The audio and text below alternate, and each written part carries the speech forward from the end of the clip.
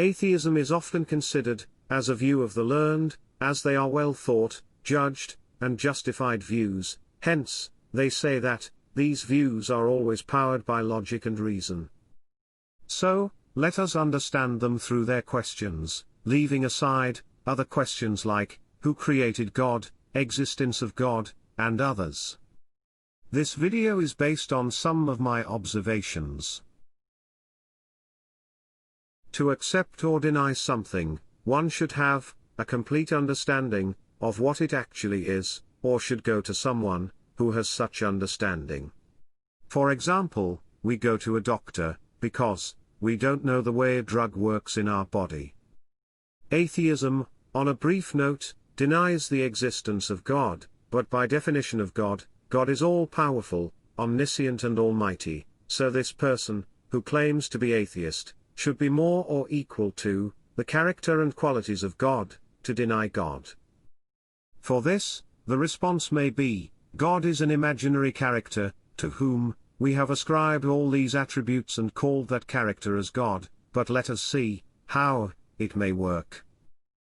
For my assistance, I took 3 points to forward my views, and I believe these doesn't need much understanding, as they are from our day-to-day activities and simple understanding.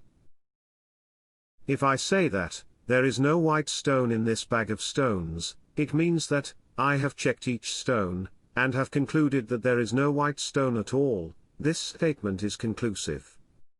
Likewise, anyone, before stating that there is no God, should have checked with all the existing deities the world has, and have concluded that none of the existing gods are actually gods.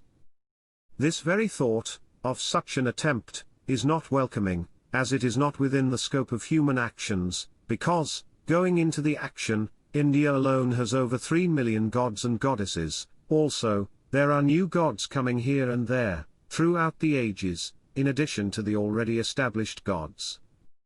The problem grows more complex, with the addition of Egyptian gods, Sumerian gods, Greek gods, and the list goes on and on.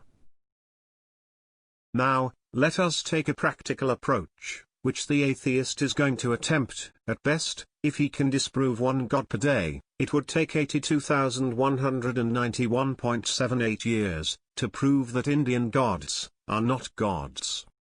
Adding to this, with simple calculations, if the average life expectancy is 80 years, if you subtract time it takes to do tasks which we are obligated to do, such as sleep and others, we are left with as few as 25 productive years towards this activity.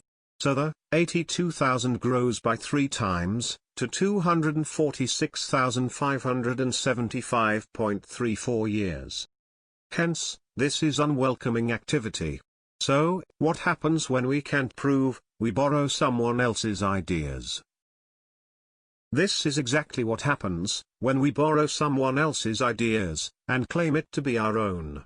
In one of my recent discussions, one of the atheists told me, "Sir, we are all born atheists. After some time, we choose what to follow." I found it rather a nonsense statement. My response was, how can a newborn baby think? But for which, he was literally searching for every possible answer, but found none. I told him that this would be the problem of borrowed principles, because that suits your situation, you chose to accept it, but you literally don't know how to defend it.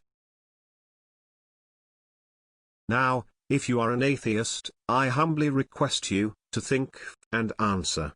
There would certainly be some situations where we can't have any answer as to how such and such has happened. It was not luck, as luck can't come in, none to help you then, not even surroundings, neither did you think of such a situation, nor anyone else predicted that to you, nothing, absolutely nothing, but still it has happened. My question is, how did this happen to you?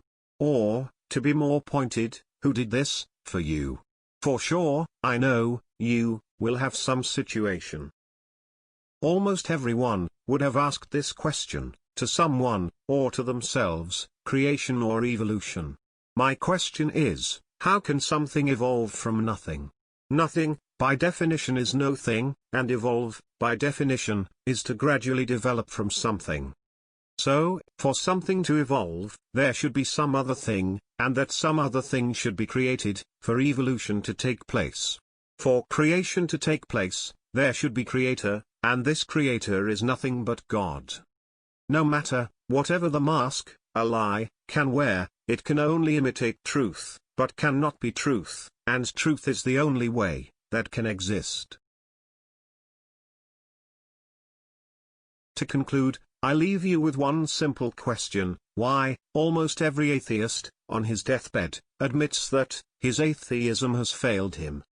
In addition to this, one should also note that it is Darwin's theory of evolution, and not Darwin's theory of creation, meaning, there exists something, from which his theory follows.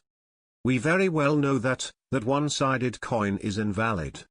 Thank you for your time and patience to listen to this view of mine. Guess, I have tried my best to put my view in perspective. God bless you towards truth.